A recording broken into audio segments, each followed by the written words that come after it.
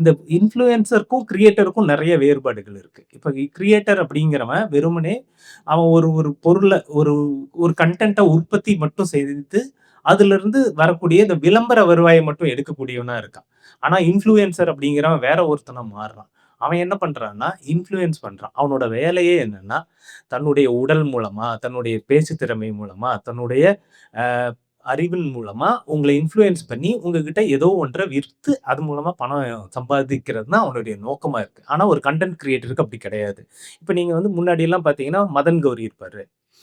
விஜய் வரதராஜ் இருப்பாங்க. இந்த மாரி ஒரு 10 யூடியூபர் நம்ம பேர் சொல்லிட்டே வரலாம். இவங்கலாம் இன்ஃப்ளூயன்சர்ஸான்னு பார்த்தீங்கன்னா, அவங்கலாம் கிடையாது. அவங்க வந்து நம்மகிட்ட ஏதோ ஒரு விஷயத்த சொல்லிக்கிட்டே இருப்பாங்க. மிஸ்டர் ஜிகேன்னு ஒருத்தர் இருக்காரு.